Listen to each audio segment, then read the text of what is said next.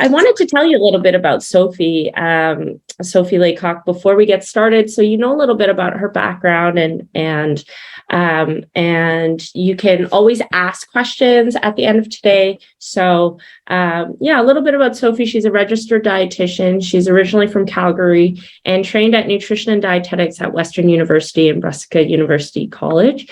And she received her diploma in dietetic education and practical training in Hamilton, Ontario.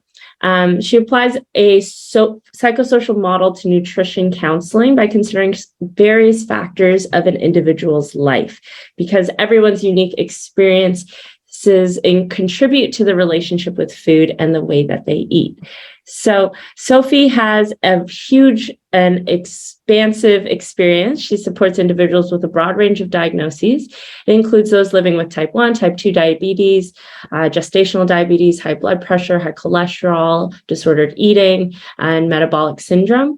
And there's more and more about Sophie on our website, so feel free to check that out at aurummedicine.ca. And I'm sure you'll be able to find lots of links and ways to connect with Sophie after today. So I love Sophie's approach. I'm super excited for this talk. Sophie, thank you so much for giving it, and I'll hand it over to you. Great. Thanks, Julie. I'm just going to share my screen. 1 second here. I'm working off of 2 computers, so you'll have to bear with me. 1 sec. Okay. Everyone see that? Great.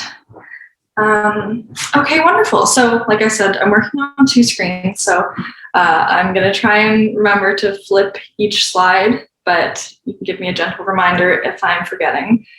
So thanks again, Julie, and thanks to everyone who took the time out of their day to join the webinar. This is a topic that I think is very relevant for a lot of people. It's something I touch on in most, if not all, of my one-on-one appointments with clients. So yeah, definitely relevant for a lot of people. After this webinar today, I will also be sending out an email with some more information and a handout that I've put together, so you can keep an eye out for that. And yeah, you can definitely book a consult, send me an email if you have any more questions or want to connect any further. So just our general disclaimer, this webinar is intended for informational purposes only and does not take the place of individual medical advice from a doctor, dietitian, or other healthcare provider, and there are no conflicts of interest or third-party endorsements. So on today's agenda, we're just going to be starting out with an overview of macronutrients and just kind of get that base of knowledge down. And then we'll move into talking about more specific carbohydrate choices and the glycemic index. We will touch on low-carb diets, and then I'll give you some more general recommendations for healthy eating and some tips kind of moving forward. So feel free to use the question box. I won't have my eye on it quite as much, but we can use that, and then I'll definitely address some questions at the end. We'll have some time for that as well. So just to jump right into it, we have 3 macronutrients and that we're going to be talking about, and there are 3 macronutrients. So those are protein, fats, and carbohydrates, and essentially every food that we have is made up of a combination of these things. So none is better or worse than the other. We need them all in different amounts, and they serve us in different ways. And as you can see, I really like this visual that I provided on the slide because it kind of shows the overlap between groups. Although we do group foods into one category based on which nutrient they are rich in, there's also overlap with most foods. So an example here could be fish, where you can see it overlaps between the protein and the fat group. So although we do often categorize these foods, they will often contain multiple macronutrients. So we will start out by talking about protein foods. And I really like to use this visual here. I use it with a lot of my clients as well. And I've taken it from Canada's Food Guide and their new food guide that was revised in 2019. So this is called Half Your Plate Model. And I think it's a really good model for helping people show kind of like what a meal distribution can look like. And as you can see here, I've circled the protein group. And these protein foods are kind of taking up a quarter of your plate. And you'll also notice that there's a variety of different protein foods there as well. And I will also just note that, like we just said, there are protein in other foods on this plate as well, but we're focusing on this top right corner. So protein are important for many reasons. They can help prevent muscle loss. They promote satiety. So including a source of protein in your meal will help you feel fuller for longer and more satisfied. And they are 4 calories per gram. And I include that number just because it provides some context when we talk about how much of each macronutrient we need. It's not something that you need to worry about too much. It's more just for context later in the slides. So protein foods are often kind of categorized in 2 ways, and the first one being animal-based proteins. So animal-based proteins are foods that you typically think of when you think of protein foods. So meat, anything like pork, fish, beef, poultry, but also things like milk and cheese, and then yogurt, especially Greek yogurt and cottage cheese, are also really, really great sources of protein that are sometimes overlooked, I think.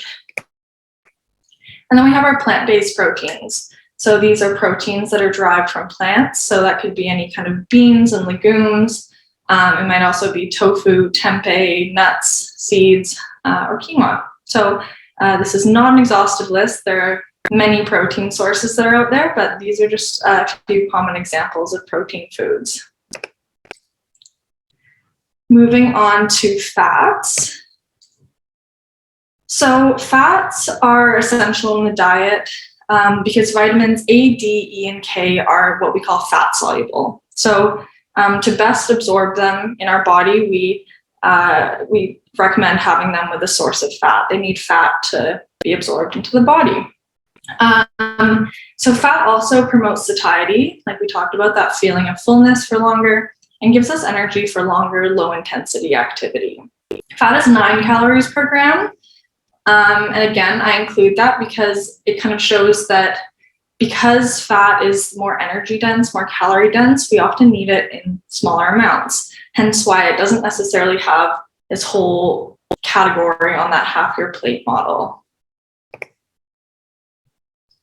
So there are a few different types of fats that you've probably heard about. The first one being trans fat. And I will just note, I include this picture here. Not really that important, but I include it because the difference between these fats is their bonds, and their bonds are kind of what nutritionally makes them different in our bodies. So trans fats are often natural, or they're often artificial, but sometimes are naturally occurring. And so these can be added to foods to increase shelf life. Foods like processed foods and those foods that you're wondering, how has this not gotten moldy yet? That might have trans fat in it. And these foods, or the trans fat, raises our LDL cholesterol, which is considered kind of our bad cholesterol, and it lowers our good cholesterol, or HDL cholesterol. So in general, we want to avoid trans fats as much as possible. So saturated fats are often fats that are found in animal products, so things like red meat, if you think of butter, ghee, but then also things like coconut oil. These are saturated fats, and a good way to be able to tell if it is a saturated fat is if it's solid at room temperature. So if we think of, if we leave butter on the counter or coconut oil on the counter, it'll stay solid. Whereas our canola oils and our vegetable oils, olive oils, will be liquid at room temperature. And so the liquid fats, the unsaturated fats, are also fats that are found in our whole food sources like nuts, seeds, often fatty fish, and olives, things like that. Those are the fats that we definitely want to focus on. A little bit more about unsaturated fat. It can be further broken down into monounsaturated and polyunsaturated fats, but for the sake of this presentation today, we're just going to kind of group them together as an unsaturated fat. And so these are just a couple examples. Like I mentioned, things like avocado, olives, nut seeds, and fatty fish. So those are just some examples of unsaturated fats. And finally, omega-3 fats. So I just wanted to include this slide because there's a lot of talk about omega-3s when we talk about fats. And omega-3s are what we call essential fatty acids. And this just means that we need, as humans, we need to get them from food sources. There's some nutrients that our bodies can kind of make on their own, but omega-3s are not one of those. So they're essential in that they're essential in our diet. Omega-3s lower our risk for heart disease, and these are often in foods like fatty fish, vegetable oils, nuts, specifically walnuts, and flax seeds. So people often ask me if they need to supplement with omega-3s and fish oils, and my answer is usually, if you eat a balanced diet that includes fish about 2 times a week, then often you may not need supplementation, but it's always important to talk to your healthcare provider and get advice that's specific to you. Okay, and then moving on to carbohydrates. So this is kind of the bulk of the presentation today. And we are talking about this Canada's Food Guide model once again. In the bottom corner, these are the whole grain foods and these fiber-rich carbohydrates. So these are foods like you can see here, bread, pasta, and they're generally focused in this bottom right corner.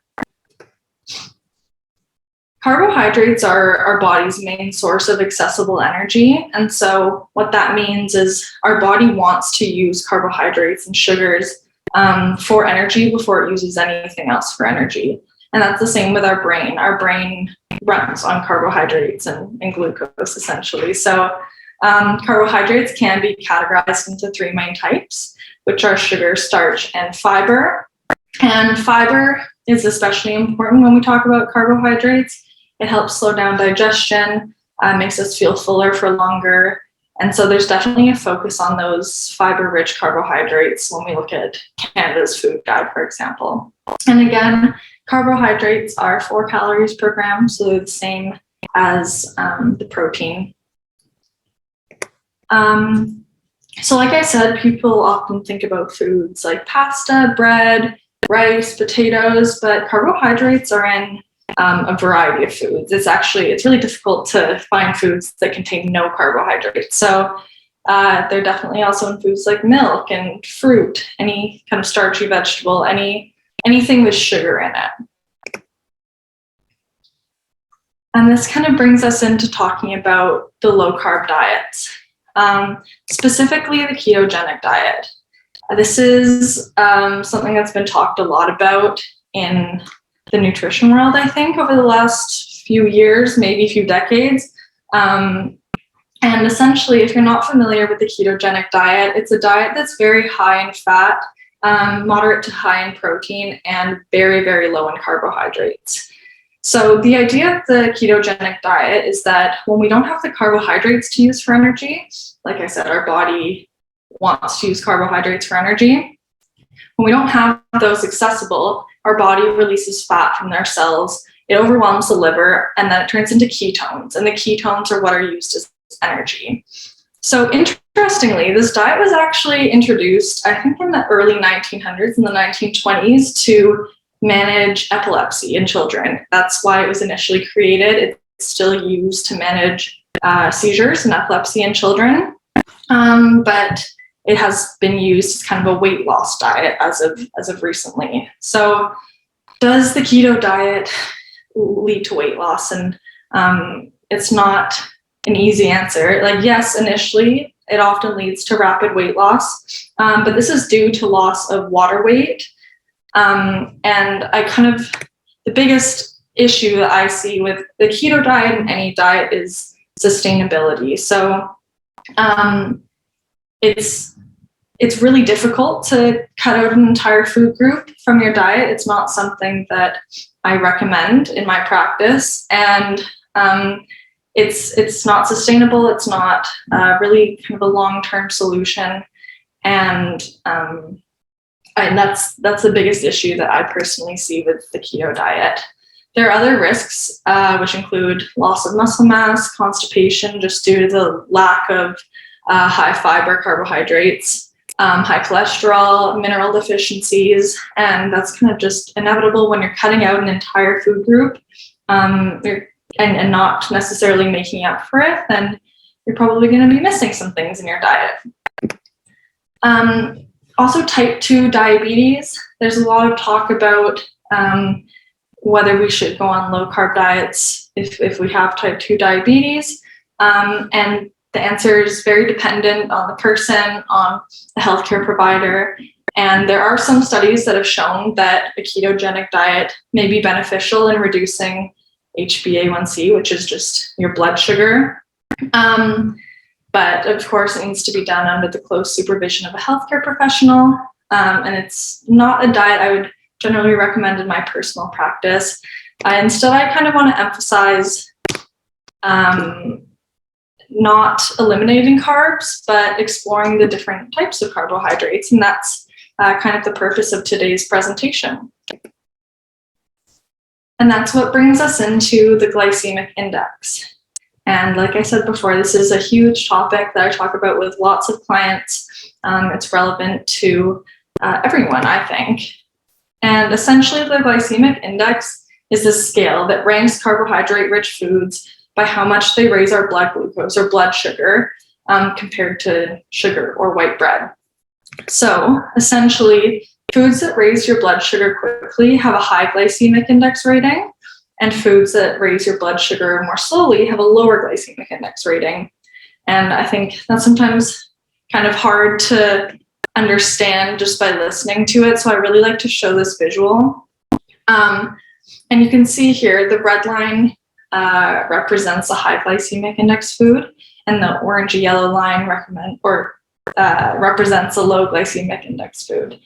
So, of course, when we have a carbohydrate-rich food, it will increase our blood sugar and insulin release, but it is processed differently depending on what the carbohydrate is made up of. So, again, the high glycemic index foods will cause a spike and a big fall in your blood sugar.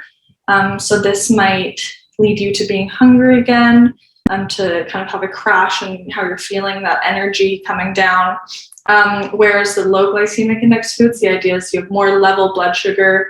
It's not jumping all over the place, and you might be able to feel like you have higher energy for a bit longer and feel fuller for longer and feel more satiated or satisfied after your meals.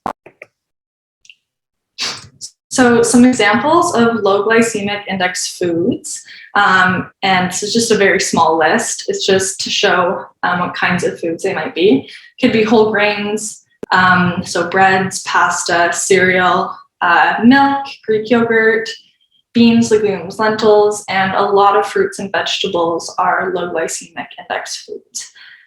So something that most of this list has in common is that these are fiber-rich foods. So these are foods that are sources of carbohydrates, but they also, a lot of them have a source of fiber or a source of protein with them as well.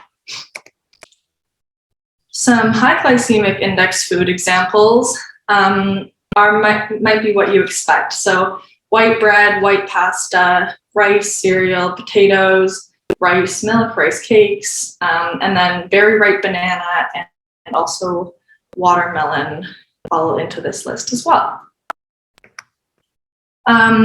So I give you a resource, again, like I said, and it has a link to this handout that I really like to use for the glycemic index. And this is just kind of a screenshot that I took from it. It's an example of how it categorizes foods from low to high glycemic index. And you can often find kind of all the foods that you're looking for in this list and be able to make a mental note of the foods that you commonly eat, or maybe foods that you could exchange those with. So I also just wanted to note that there are some factors that do affect the glycemic index.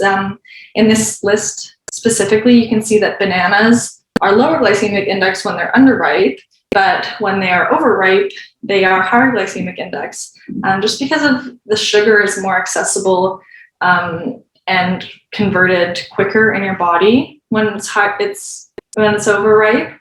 And so that does change the glycemic index. There are a couple other factors that can change the glycemic index, including cooking and processing methods, whether or not a food contains fiber, fat, protein, and also just the size of your meal. So even if you're having these low glycemic index foods, if you're still eating maybe excessive amounts of these foods, it'll still inevitably spike your blood sugar.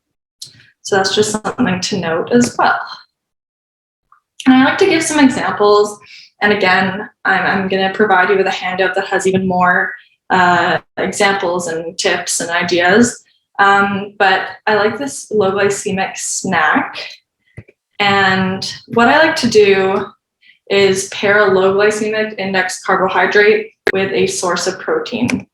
So in this example, I gave a raspberry as a fiber-rich fruit. It's a source of carbohydrates because of those sugars. And then if you pair it with a Greek yogurt, you get that protein, that source of protein, and maybe some fat if the Greek yogurt has some fat in it. So this is a great snack because it contains that protein, fiber, fruit, the nutrients in the fruit, and that's a snack that'll hopefully keep you satisfied and feeling a bit fuller for longer. I also wanted to give an example of a high glycemic index food that you can turn into kind of a well-rounded snack. So if you do choose to have a high glycemic index food, or that's just what's accessible for you or what you like, then it might be helpful to pair it with a source of protein and a source of fiber. And this will help slow the release of sugar into the blood and will increase satiety. So like we talked about, by slowing the release of sugar into the blood, the blood sugar won't spike and fall like we saw, but instead it'll stay a little bit more consistent. So the example I give could be a piece of white bread, but then you add some peanut butter for a source of protein and fat, and then also have some strawberries with it. So instead of just having that kind of simple carb, maybe you're having a piece of toast with butter or a couple pieces of toast, you can try and add a source of protein and fat, any kind of nut butter, and a fruit. And that'll, again, make it more satisfying and well-rounded snack. So just to kind of summarize, the lower the rating, often the better quality of carbohydrate. So these findings are really important for people with diabetes because it can help control your blood sugar. It can help maintain your blood sugar so it's not fluctuating all over the place. So it's important, not just for people with diabetes, but for anyone to often choose the low and medium glycemic index foods more often. Again, these foods take longer to digest, so you will be left feeling fuller for a bit longer. That being said, I'm a strong believer that all foods can fit in a balanced diet. I am not here to kind of implement food rules for you or tell you that you can't have a certain group of foods. I think it's really important to think about this in the big picture and still allow some balance for foods like cakes on a special occasion. I would never recommend that on your birthday you try and pair your piece of cake with a source of protein and a source of fiber. I think that it's important to just think of habits and balance and allowing all foods to fit in your diet without any kind of rules or feelings of guilt or shame about it. So I just wanted to make sure that I addressed that as well. Now, when we talk about big picture nutrition, I'm not going to get too into details here, but I often have people ask about the different macronutrients and how much do I need of each. And there is kind of an answer for that. And it's my job to break that down into terms that are accessible and that make sense. But Health Canada makes these general recommendations for adults. And so I've just outlined them in red here. It definitely varies by person. Nutrition is very individualized, but the general recommendations for carbohydrates, protein, and fat are these percentages of daily calories. So again, I'm not recommending that you count these or you calculate these yourself, but it kind of just gives some context. And what I think may be even more helpful is I've broken it down for like an example 2,000 calorie diet. So maybe someone is having 2,000 calories a day. This is the amount of protein, carbs, and fat that they might have in a day. And again, I'm not suggesting that you count these or you keep track of these, but it's just to give some context. If you're looking at nutrition label and you see that something has X amount of carbohydrates, well, what does that mean? It's kind of an arbitrary number. So I give this example just to give some context into what however many grams of this macronutrient actually kind of means, if that makes sense. And finally, I wanted to talk about meal balance and distribution throughout the day, but also just like on an individual meal by meal basis. And so that's when I talk about Canada's Food Guide again. I like this visual. I think that it's unrealistic in some ways in that we don't often eat in a structured way like this, especially when we take into consideration other cultural foods or just anything other than the typical Western diet. But I think that even if we don't necessarily lay our food out like this or eat these foods, it still provides a good example of how you can break your plate apart. And I think that instead of looking at the numbers that I just showed in previous slides, this is a really good example of how you can meet your nutritional needs just kind of by following this model. If you're able to have half a plate of vegetables at most of your meals, then you're probably meeting a lot of your needs that way, and so on. So I really like this guide. It's something that I provide to a lot of my clients. And so hopefully you can find some value in this and it's as well. And finally, I like to show this visual. I think that it resonates with people a lot. I think that I'll explain it, I guess, before I get into it. But the first top visual represents how people typically eat.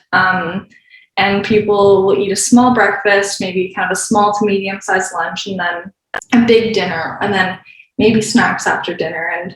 And this is really typical. And what we usually recommend is eating 3 kind of more balanced meals and like with adequate sizes for each meal. Typically, we recommend eating every 3 to 4 hours. And by doing this, you kind of prevent that excessive hunger or maybe eating past fullness later in the day. A lot of the time when we follow this first kind of scale, we find ourselves being ravenous at dinner time, eating multiple portions or eating snacks in the evening. And it's not to say that there's anything wrong with that, but I think that you will often feel more satisfied and not feel sometimes out of control in the evening if you can kind of distribute your meals throughout the day evenly. And so that's just something to think about as well, while keeping in mind that half your plate model and getting a good distribution of nutrients and different foods. Thanks so much, Sophie. I think this was really informative for everyone. And for me too, I think it'll really help with some of our patients and things that I always think information is, the greatest tool in everyone's health journey. So thanks so much for this. And how are we going to find the handout? Are you going to send it out, I think? Yeah, I'll send it by email. I have all of your emails when you signed up for the webinar, and I'll send that out shortly with the information that you might need. Yeah, okay, great. And Andrea also asked me when will there be other classes or webinars. So I think you can definitely stay up to date by subscribing to Aurum's newsletter. I hope to do another webinar, hopefully in the next couple of months. We'll see. We just finished this one. But Julie, if you wanted to add anything to that.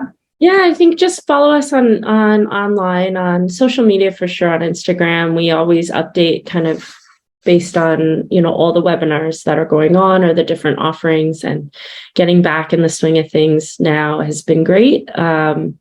And yeah, we definitely we've had past webinars as well. So if you'd like to check out our blog, you can go to aurummedicine.ca/blog, and you can see actually past webinars and recordings there. So a lot of the blog posts are actually, they also contain old webinars that we've had on various topics in the past. So definitely check that out, and I'll type that into the group chat. And so that's why we like to record these, just so they can be watched again and shared. If you found it informative, then, I like to scroll back. I like to scrub back. That's my style. Just go back and repeat things that I found useful. So that, and definitely connect with Sophie. She's got a free 15-minute virtual consult.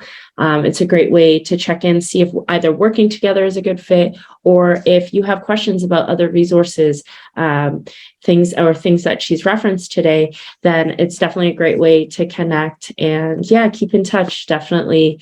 We hope that you can, get the info that you need, and that this is helpful. Okay, awesome. So thanks so much, Sophie, again. And I think we will sign off for today. Have a great day, everyone. Thanks again for joining.